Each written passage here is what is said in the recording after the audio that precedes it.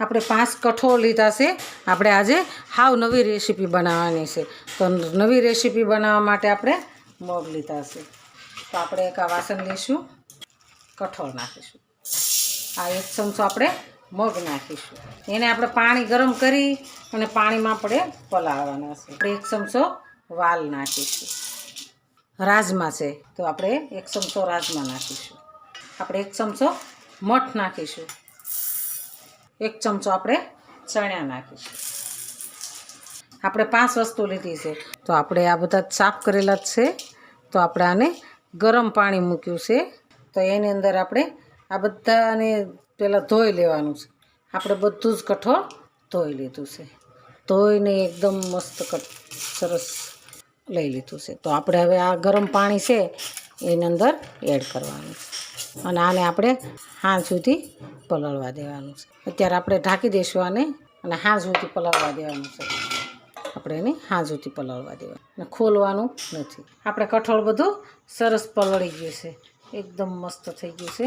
તો આપણે આને હવે ગ્રેવી કરીશું। આપણે પાણી નિતારી એની ગ્રેવી કરવાની છે।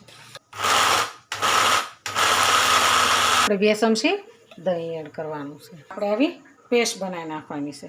પેસ્ટ બનાવી અને આપણે એક વાસણમાં કાઢી લઈશું। આની અંદર આપણે 2 ચમચી દહીં નાખ્યું।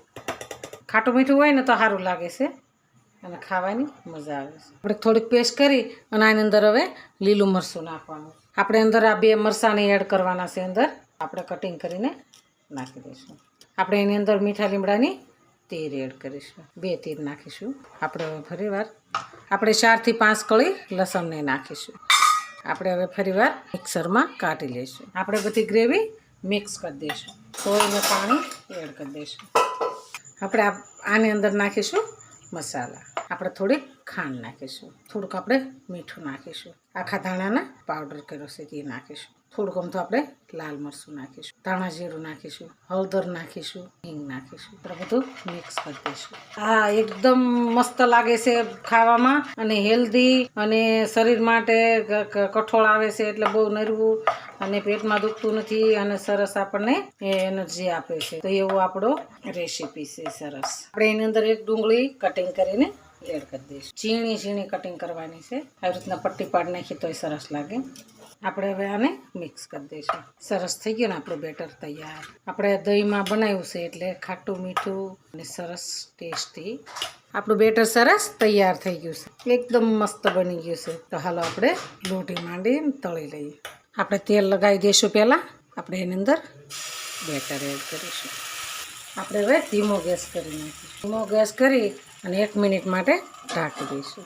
આપણે હવે જોઈ લઈશું। વાવ, આપણે ફરતું તેલ એડ કરીશું। આપણે એની અંદર 2 ચમચી ચણાનો લોટ નાખીશું। આપણે બેટર સરસ હલાવી દઈશું। આપણે એવી રીતના એકદમ મિક્સ કરી દેવાનું। થોડુંક અમથું આપણે પાણી એડ કરીશું। આપણું બેટર સરસ તૈયાર થઈ ગયું છે। હવે આપણે આને બનાવીશું। આપણે હવે તેલ ઉપર નાખીશું। એકદમ મસ્ત બની જાય। આપણે થોડાક આના કડક થવા દેવાના, ખાવાની આપણને મજા આવશે। આપણે હવે એક ડીશમાં બહાર કાઢી લઈશું।